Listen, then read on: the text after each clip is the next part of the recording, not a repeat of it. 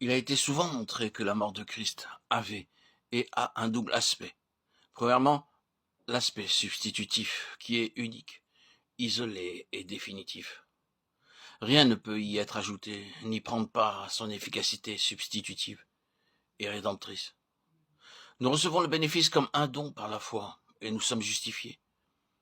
Mais il y a un second aspect, à savoir l'aspect représentatif.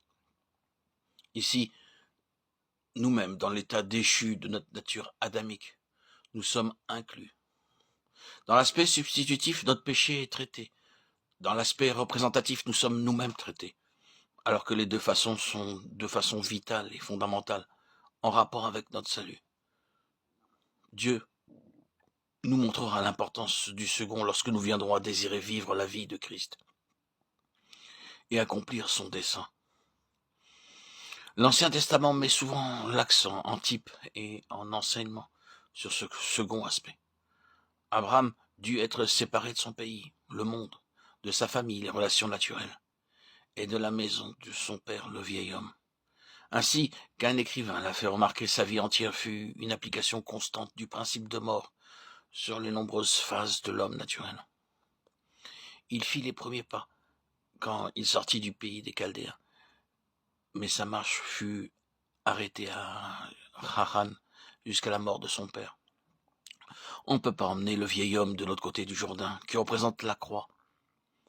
La vieille vie ne peut pas passer les frontières des lieux célestes. Cet écrivain attire l'attention sur la signification des multiples relations et incidents de nature charnelle dans la vie d'Abraham, et des ennuis de l'arrêt et de la tragédie qu'ils générèrent, et comment plus tard ces relations durent être arrêtées et abandonnées. Parmi elles, il y avait l'Égypte, le domaine des sens, la tentative pour trouver force spirituelle pour ce qui est tangible, apparent et actuel.